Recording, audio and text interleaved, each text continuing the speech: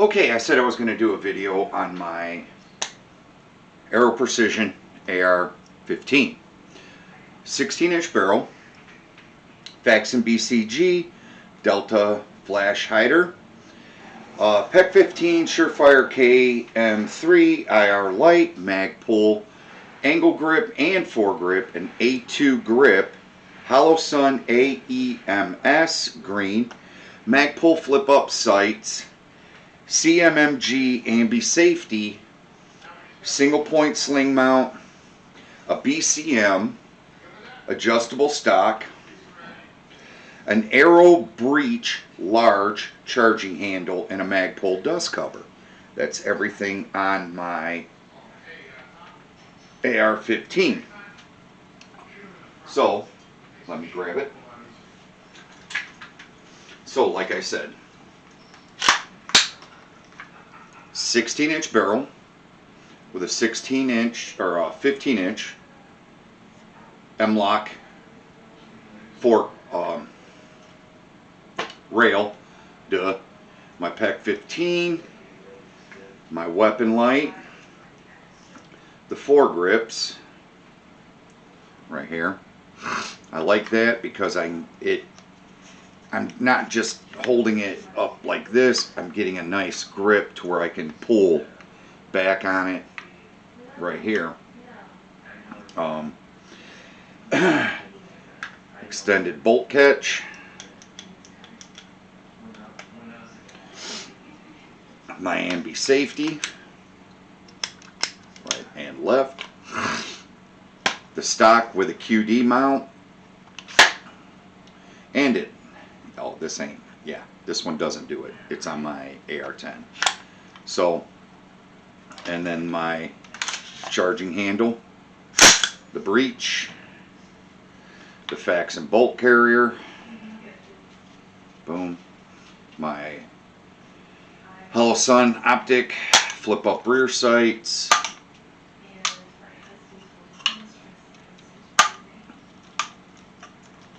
now one thing about these sights that people don't know, maybe they do, I don't know, but if you flip that front part down right there, now you have the large hole for your close-ups, your 300 out to 300 yard peep sight, single point sling mount, just a cheap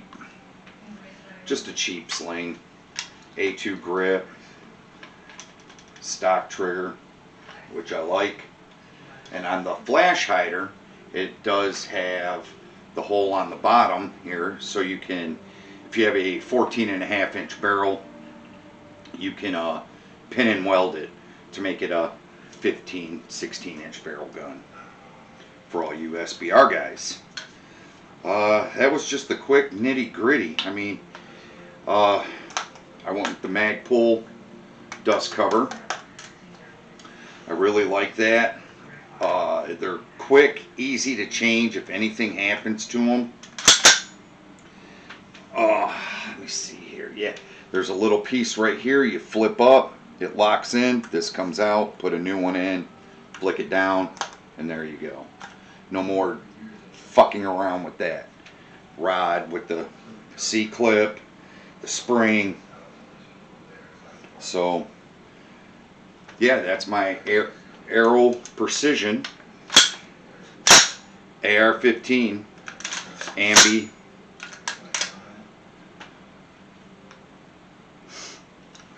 charging handle. What else can I say about it? I really don't want to beat it up too much, but the light, it is for IR. It goes white.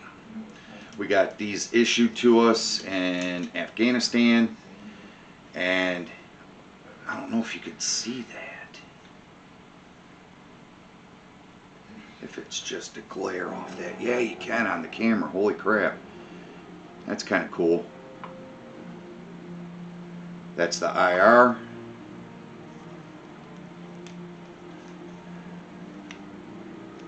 Turn that, and there's white. And then on this, I got the green laser with flood. So turn that off. Doesn't need to be on. This is also green. I don't know if you can. Oh wow, yeah you can. Right there, green.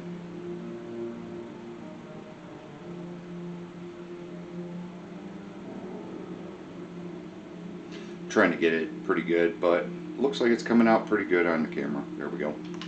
So yeah, I like it. It does what it's supposed to do. It's a great shooter.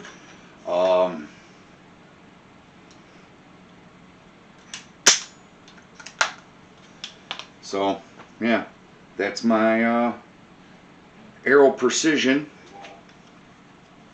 AR15 in the nitty gritty. I mean, you can't beat up. I mean, you can only say so much about AR15s. Everything I wrote down to make sure I didn't miss anything. Let me see if I'm forgetting anything. But oh yeah, one thing about Aero, they do this. They got that buffer in there for the upper. I'm trying to get it on camera. It's a kind of pain, but yeah, right there. I don't know if you could see it or not. I don't have a light on me to where I could shine in there and show it to you. For some reason, my light ain't working on my camera.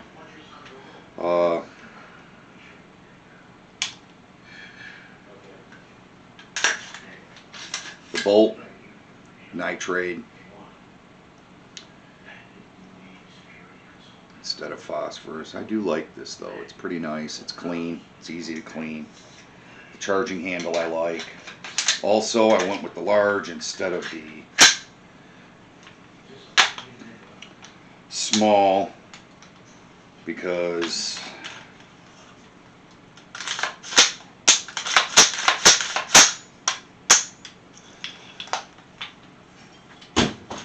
I got big hands. So yeah, I'm going to do a video on my AR10. Like I was saying before, it is a Aero complete upper, complete with the Anderson complete lower. So if you're building an AR10, do a lot of research because you have your DPMS, you have your Armalite, and then you have the SR25 in the middle of both of those, where because the AR10s are not mil spec. So if you're building one, do your research. If you're going to build one, like I said, make sure it's either DPMS or it's an Armalite setup, because they are different. There's a lot. You're going to have to sit down, do the research on your own. With AR-15s, when they say mil spec, it means mil specifications. It means all the ARs were built off of the military specification. That's why so many parts are interchangeable, and they're like the Glock of, you know, the rifle world. You can just have them here and there, but once you start changing buffer tubes and this and that, you can run into problems if you have it, you know, a pistol gas tube or mid or carbine length. You can run into problems once you start changing out your buffers, your buffer springs. And so I just keep mine at the H3 stock buffer, and I don't have any issues out of my ARs at all, period. And for those running suppressors, unless you're using them for really hunting, they're kind of useless, because if you have to pull your AR out, that means shit's done gone tits up. So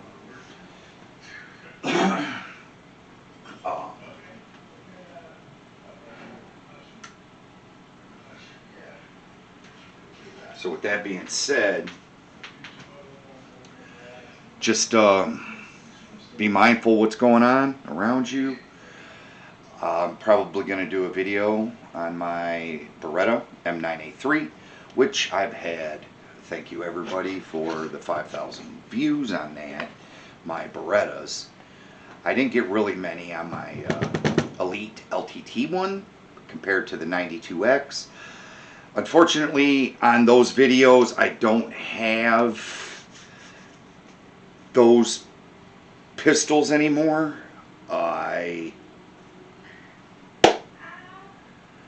Through horse trading, selling, buying, trading, buying, trading, buying, I got the pistols that I wanted overall, and I'm happy. The only one that I did sell a couple to get was my Echelon. The Echelon I actually traded in my Glock 47 Gen 5 MOS and my SIG P320 compact with an X frame, flat face trigger and all that. But I really did like the SIG.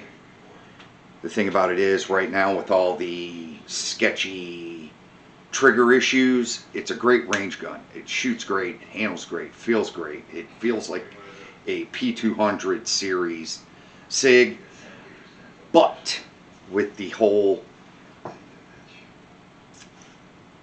firing in holsters I get it. They're probably not holstered right, or they're not stowed right, and you're going to have accidental discharges with that type of trigger. So with good conscience, I couldn't really carry it. So I traded the 47 in and the P320. I actually got money back on that deal through my local gun store, to where I was able to purchase the Echelon and get money back. And so I was able to pick up a couple extra things on it, and I'm really happy with that purchase. The Aero Precision AR15, I'm really happy with the purchase on that. It's a really solid gun. Same with my AR10, it's a really solid gun.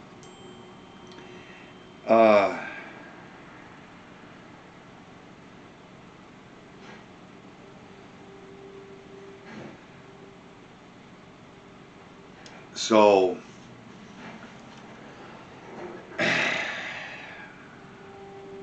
I'll do a video on my, I'm really not going to do a video on my Glock 19 Gen 5 because it's a Glock 19 Gen 5 non-MOS. I have the Hackathorn. Who makes that? Who makes those? Who makes those? Ameriglow, sorry. The Ameriglow Hackathorn sights, blacked out rear, high def orange front with tritium insert. I also put the Glock Precision trigger in it. I might be doing a video on that. Probably Tuesday, Wednesday. I have a Radiant Arms ramjet barrel with a afterburner comp coming for that.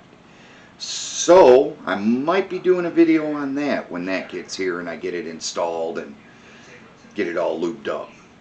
But I also have the Alpha Wolf barrel for it as well.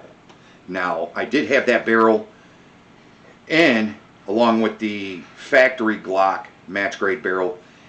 To be honest, as an average shooter for pistol,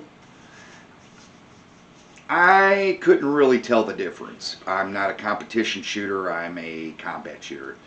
So there is a difference in that. I didn't really know the difference between them. Can't really say that, know the difference. I couldn't really tell the difference in shot placement. So that speaks a little bit for the new match grade barrel from Glock. So yeah, so when that comes in, I'll probably do a video on that, and I will do I have my SIG P220. I wheeled dealed because I've never had a P220 before, and I really wanted one, so I ended up getting a sweet deal on one at my local gun shop, one of my other local gun shops. I couldn't pass the price up. It's a special configuration, has the short reach trigger, the short reset trigger, the SIG X-Ray 3 night sights on it, so that gun is phenomenal for a 45. And I have my Glock, Beretta, SIG, my Echelon. So that's it on those. I just have 4 pistols.